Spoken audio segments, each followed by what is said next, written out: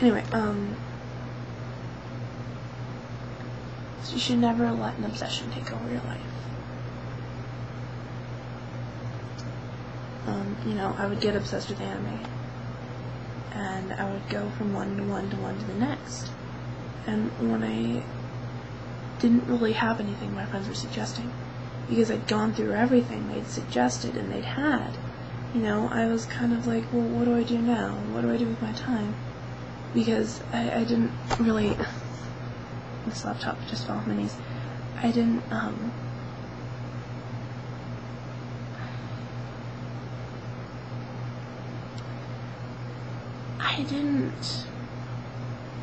an escape from my mental reality, and I kind of had to deal with stuff, and I didn't really know what to talk about or what to do, and I kind of turned to gossiping a little bit after that, and that's a whole other blog. I think I'll do that one next. But basically, it's just when you let something take over your life, it can lead to really dangerous places. And I'm not saying that you will lead it down dangerous places, or you'll let it lead you down dangerous places. I'm just saying it could. And, you know, it's never good to mess with things you shouldn't. And I don't know, I'm kind of rambling here. But at the same time, you know, it's like, sure, you may want to throw caution to the wind and go willy-nilly and have fun. I speak like an elderly woman.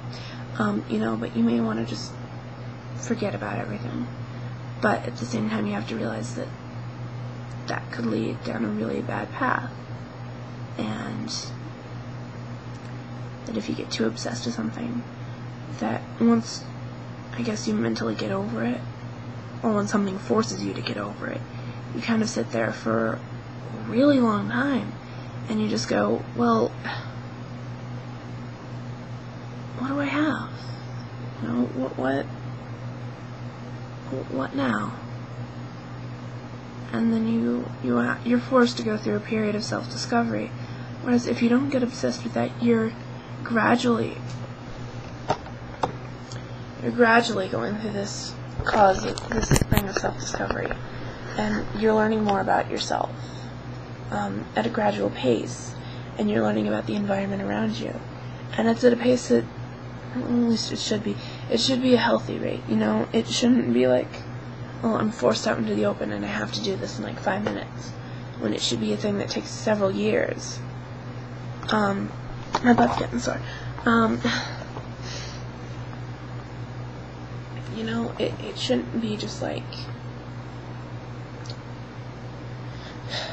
you know, once you have nothing to obsess over, you kind of, you're forced to figure stuff out about yourself, and sometimes you think, well, what drew me to that?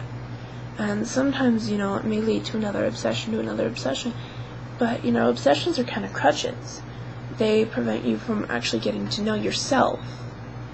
You know, they keep you from, like, understanding the basic core of your being. And for a lot of people, they don't know how to do that, because their whole lives they go from obsession to obsession to obsession to obsession, and they don't know how to deal with too much of real world drama or too much of internal conflict. And I think that as we mature and develop as humans and as people and as intelligent beings, and unless you're Larry the Cable Guy, but you know, we should be developing all the time. You know, whether it's just learning, I don't like hot sauce, or something like, my attraction to older men is caused because my father didn't spend enough time with me. I'm not saying that's the case. I mean, I'm just saying, you know, deep psychological thing. You know, it could be anywhere. You know, I'm saying, like, I don't like hot sauce. I don't like the South Park movie. It could be something very simplistic. But to some people, they have an issue even dealing with the simplest things that don't involve what their obsession is, because, you know, their obsession is kind of It's a crutch. It's a blocker. It's a shield.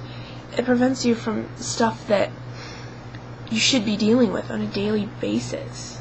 That, you know, it's like,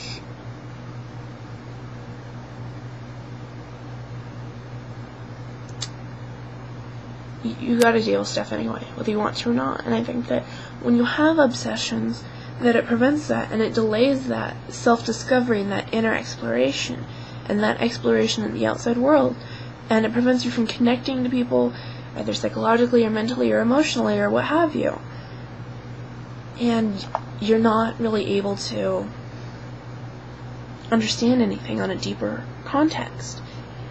And sometimes you get pushed into that real world, or not necessarily that real world, but that outside world, or that inner world, or a situation that makes you uncomfortable, because they may know nothing about what your obsession is, and they may not want to have anything to do with you. And you might not know what to do.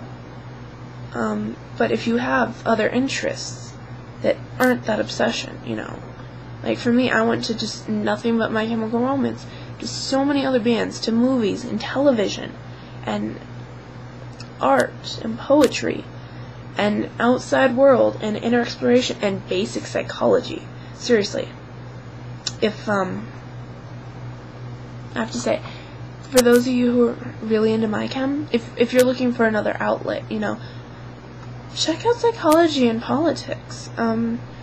My Chemical Romance, they don't necessarily have political music, but they're, I guess, pretty vocal about their political ideals.